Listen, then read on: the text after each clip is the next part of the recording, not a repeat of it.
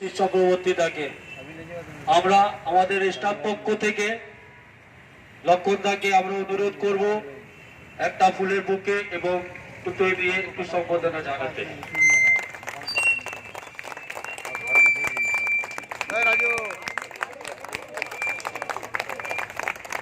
চক্রবর্তী জিন্দাবাদ, চক্রবর্তী জিন্দাবাদ, পরিবেশ নেতা সমস্ত চক্রবর্তী জিন্দাবাদ, শ্রমিক নেতা সমস্ত চক্রবর্তী জিন্দাবাদ।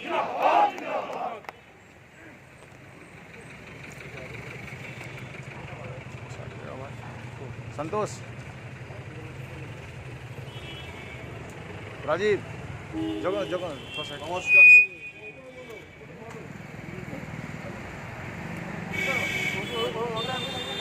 হ্যালো, নমস্কার। আমি প্রথমেই হিন্দুস্তান ক্লাব স্টাফ এবং এমপ্লয়িজ ওয়ার্কার্স ইউনিয়নের সদস্যদের সংগ্রামী অভিনন্দন জানাই। এখানে উপস্থিত আছেন আমার আদর্শ নেতা সচিনন্দ ব্যানার্জি মনুয়াদা, এখানে আছেন আমার দীর্ঘদিনের সহকর্মী দিলীপ ঘোষ রাম, এখানে আছেন আরেকজন সহকর্মী দিলীপ সরকার লক্ষণদা, এখানে আছেন সুনীল মুখার্জি, এখানে আছেন দিলীপ দাস, এখানে আছেন আমার সহকর্মীরা। আমি প্রথমেই জানাই যে এখানে একটা কথাই মধ্যে কথা বলতে এসছি, কেউ খাবে আর কেউ খাবে না তা হবে না, তা হবে না। গ্রামের কথায় এবং বিশেষ করে মনুয়াদা আমাকে বলেছিলেন যে তুমি হিন্দুস্তান ক্লাবের ইউনিয়নে প্রেসিডেন্ট হও। আমি বলেছিলাম যে এদের স্বৈরাচারী মনোভাব আছে, আমার ঠিক মনোবদ্ধ হবে না। বলো তুমি আগে প্রেসিডেন্টশিপ গ্রহণ করো, তারপর দেখো ওরা কীভাবে ওদের সাহায্য করা যায়। আমি সেই সময় যখনই ম্যানেজমেন্টের সঙ্গে বসতে যেতাম, একটা সত্য দেখা দরকার কি একটা কথা আছে, গোলাপ ছড়ার অভাব হয় না, তখন বলতো আপনাদের দুটো গ্রুপ আছে। আজকে সেই ম্যানেজমেন্টকে বলতে যাই এই খেলাটা খেলতে দেবো না, এখানে লক্ষণদা দিলীপ সরকার একসঙ্গে আছে। আমি এদের কাছে এই বার্তা পৌঁছে দিয়েছিলাম, আমরা আমাদের স্বার্থে আসিনি, আমরা এখানকার স্টাফ ওয়ার্কারদের স্বার্থে ইউনিয়ন করতে এসেছি। আমি থানার অফিসারদেরও বলেছি, তারাও আমাদের প্রতি সহানুভূতি দেখিয়েছেন, বলেন দাদা আপনাদের ন্যায্য পাওনা ন্যায্য আন্দোলন করুন, আমাদের কোনো আপত্তি নেই, কিন্তু আমাদের তো আইন মানিয়ে চলতে হয়, প্রশাসন দেখতে হয়।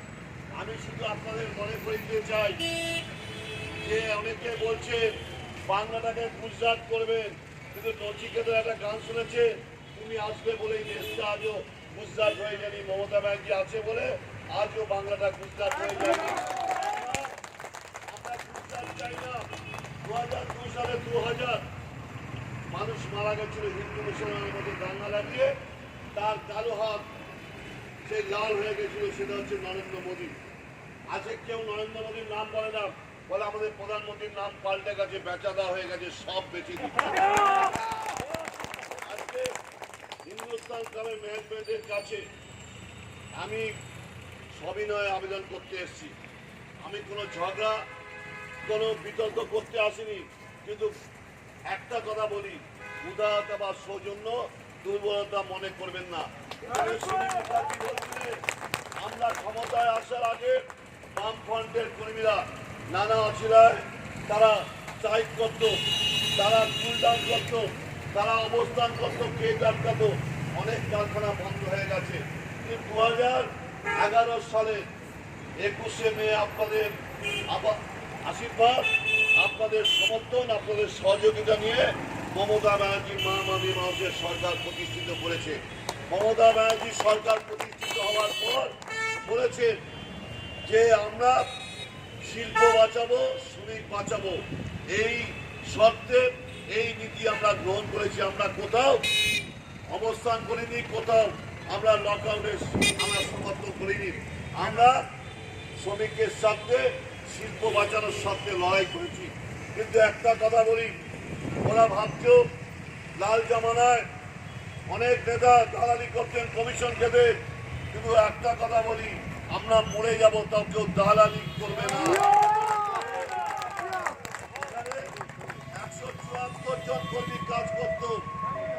এখানে ওরা বলছে ৭৪ জনকে নেবে, 7 জনকে বাদ দেবে। এটা মগের মূল্য পাননি। আপনার কথা মতো যা ইচ্ছা তাই হবে না। বাংলায় মমতা ব্যানার্জির নেতৃত্বে মাননীয় সরকার প্রতিষ্ঠিত হওয়ার পর আইনের শাসন কায়েম হয়েছে। এখানে শ্রম আইন আছে, এখানে শিল্প আইন আছে। আপনি খানা পিনা করবেন আর বিলাসিতা করবেন আর কর্মীরা না খেয়ে ভুকা থাকবে, এটা হতে দেবো না।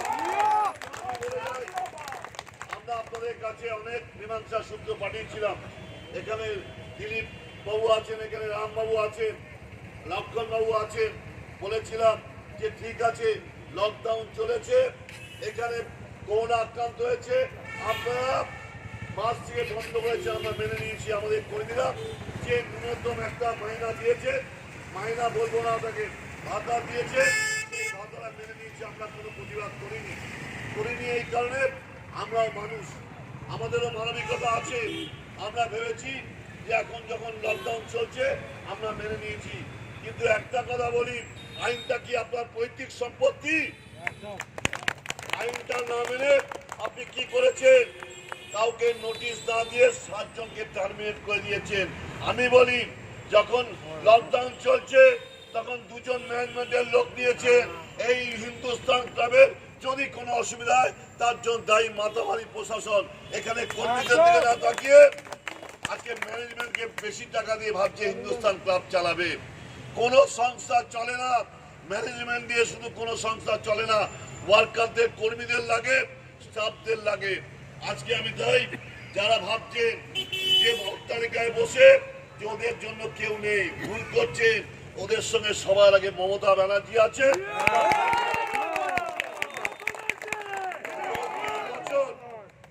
সিপিএমের অত্যাচার, বিচার, ভ্রষ্টাচার, ব্যভিচারের বিরুদ্ধে জীবন নিয়ে লড়াই করেছি, আন্দোলন করেছি, আজকে সংগ্রাম করেছি। কিন্তু ভয় পাওয়ার লোক আমরা নই।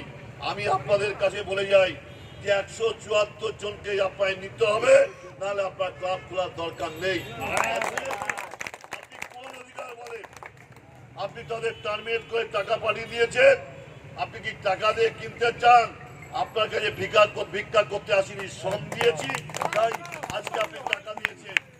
আমি বলি, এখানে আরো ক্লাব আছে, এখানে সাউথ ক্লাব আছে, অটোমিশন ক্লাব আছে, এখানে পাঞ্জাব ক্লাব আছে। সব ক্লাবগুলোর খবর নিন। আপনাদের মতো এরকম স্বৈরতান্ত্রিক মনোভাব কেউ নেয়নি। আমি আজকে বলে দিতে চাই যে এখানে দিলীপ বাবুরা বলেছিলেন, এখানে রামবাবুরা বলেছিলেন যে আপনাদের সঙ্গে সহজ শর্ত দিয়েছিলেন, আপনারা মানেননি। কিন্তু একটা কথা বলি, আপনি ক্লাব খুলবেন আর কর্মীরা বোকা থাকবে, সেটা হতে দেব না। আপনারা খাবেন, আমরা খাবো না, তা হতে দেব না। আজকে 174 জন কর্মীর সঙ্গে আজকে চুক্তি করে তারপর আপনাকে ক্লাব খুলতে হবে। আপনি ভাববেন না এটা বামফ্রন্ট সরকারের আমল। এখানে বামফ্রন্টের নেতারা কমিশনকে তাদের সঙ্গে আলাদা কথা বলে আপনারা অনেক কিছু করেছেন। আমাদের সঙ্গে কথা বলতে হলে শ্রমিকদের সঙ্গে আগে কথা বলে তারপর আমাদের সঙ্গে আমি বলি, এখানে যে 7 জনকে আপনি কোন নিয়ম নীতি বলে কাউকে নোটিশ না দিয়ে আপনি কিভাবে টার্মিনেট করেন? আজকে এখানে পুলিশের লোক আছে, শুনে যান। অনেকেই আপনারা ভাবেন যে শ্রমিকরাই বলে শুধু আন্দোলন করে, আন্দোলন করতে বাধ্য করায়। আজকে তাই আমি বলি, আমাদের এই আন্দোলন দরকার ছিল না। আমরা চাই না কোনো গেট বন্ধ থাক। আমরা চাই যে আমাদের জীবিকা নির্বাহ করে আমরা শান্তিতে বসবাস করতে চাই। আপনারা একটা ন্যূনতম স্যালারি দেন। আজকে এরা, আমার ভাই হয়তো ভুল করে বলছে এরা সুখে শান্তিতে নেই, এরা কোনো মতে জীবিকা নির্বাহ করে মানুষ হিসাবে। আজকে আমরা তাতেও আপনাদের আপত্তি করিনি, ঠিক আছে, লকডাউন পিরিয়ডটা চলে যাক, নর্মালসি রেস্টোর হোক, তারপর আমাদের দাবি দাওয়া নিয়ে আপনাদের সঙ্গে আলোচনা করব। কিন্তু একটা কথা বলি, আপনারা যদি মনে করেন যে কাউকে দেখিয়ে বা কেন্দ্রীয় সরকার দেখিয়ে আমাদের ভয় দেখাবেন, আমরা ভয় দেখার লোক নই। আজকে আমি এই সমস্ত সহকর্মীকে বলে যাই যে 2-4 জনকে যারা কেনার চেষ্টা করছেন, ওদের বলবেন আপনার কত দাম, আপনাকে আমরা কিনে নেব। আমরা দরকার সময় নেব। আমি বলে যাচ্ছি, তাই বলি আপনাদের কেনা যায়, শ্রমিকদের কেনা যাবে না, আমাদের কেনা যাবে না। তাই 174 জন ভাইকে বলে যাই যে এই লড়াই আমাদের আমাদের মৌলিক অধিকারের লড়াই, এই লড়াই আমাদের জীবিকার লড়াই। আমরা এখানে নাটক করতে আসিনি। আপনারা অনেকে নাটক করেন, অনেক কিছু করেন। আমি বলি, আমি তো শুনেছি আপনারা নিরামিষাশী, এখানে নাকি মাংস চয় না। তাহলে আপনারা মাংসাশীর মতো কেন এরকম নীতি গ্রহণ করছেন? নিরামিষের মতো অহিংসার পথে আসুন, আপনার শান্তির পথে আসুন। আমাদের সহকর্মীরা সবসময় হাত এগিয়ে আছে। আমরা চাই আমরা শ্রমের বিনিময়ে জীবিকা নির্বাহ করবো, আমরা ভিক্ষা চাই না আপনার কাছে। আমি তাই আপনাদের কাছে বলতে এসেছি যে 174 জন কর্মীকে নিতে হবে। আপনি কাউকে টার্মিনেট করতে পারবেন না, আপনার সে অধিকার নেই। তাতে যতদূর যেতে হয় আমরা যাব, কিন্তু 174 জনের সঙ্গে চুক্তি না করে আপনি আপনার কাজ করতে দেব না, দেব না, দেব না। আমি বলি, আপনারা এখান থেকে খানা পিনা করবেন, কি করবেন আমার দরকার নেই, কিন্তু একটা কথা বলে যাই, আমার শ্রমিক ভুকা থাকবে, আপনি খানা পিনা বিলাসিতা করবেন, সে আপনাকে হতে দেব না। এখন খুব ভালোভাবে আমরা আন্দোলন করছি শান্তিতে। আজকে আমরা অহিংসা পথে করছি, কিন্তু একটা কথা বলি, যদি আমাদের পেটে টান পড়ে, যার যেখানে অবস্থান সেখানে ঠিক আমরা বুঝে যাব। আমরা চাই আজকে এখানে 174 জন কর্মী আছে, সবাইকে বলবো, এখানে আমাদের রামবাবু দিলীপ ঘোষ আছে, আমার বন্ধু রাম আছেন, এখানে দিলীপ সরকার আছেন, লক্ষণদা আছেন, সর্বোপরি আমাদের একজন আদর্শ ব্যক্তিত্ব আছেন, আমি বলি সচিদানন্দ ব্যানার্জি। আমি তাই আপনাদের কাছে বলি, আমরা আপনাদের পাশে আছি, ওদের সঙ্গে কথা বলবেন। ওদের এখনো পর্যন্ত বলছি আলোচনার পথ খোলা আছে, কিন্তু যদি মনে করেন যে আমাদের দুর্বল, তাহলে আপনারা ভুল করছেন। আমরা কিন্তু একটা কথা বলি, আমরা শান্তপ্রিয় বাঙালি। আমরা যদি মনে করি শত্রু আলে আমরা অস্ত্র ধরতে জানি। আমরা কিন্তু বাংলার মানুষ, কারণ এই বাংলার মা অনেক মনীষীদের জন্ম দিয়েছেন। এই বাংলায় মনীষীরা ভারতবর্ষের মানুষকে নবজাগরণের স্বপ্ন দেখাতো। একদিন মহামতি গোখলে বলেছিলেন, what Bengal things today, the rest of India things tomorrow. আজ বাংলা যা ভাবে, অবশিষ্ট ভারতবর্ষ আগামীকাল হবে।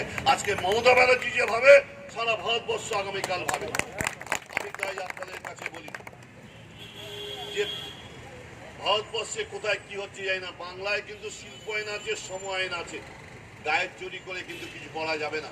আমরা বলি, আপনারা এখনো পর্যন্ত বলি, ভালোভাবে উদারতা দেখিয়ে বলেছি, সৌজন্যবোধ থেকে বলেছি, আমাদের যে কর্মীরা আছেন তাদের সঙ্গে আপনারা বসে তাদের সঙ্গে একটা মানুষের মতো মানবিক চুক্তি করুন।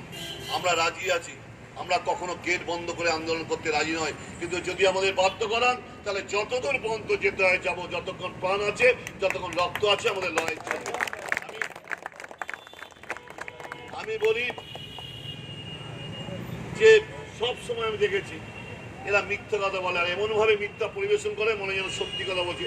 আচ্ছা, কোনো মানুষের কথা বলুন তো, লকডাউন চলছে, আমাদের কর্মীরা সঠিক ন্যূনতম মায়না পাচ্ছে না, আর দুজনকে আপনি নতুন করে দিয়েছেন, কোন অধিকারে, কোন যুক্তিতে আগে বলুন, সেটা বলতে পারবেন না।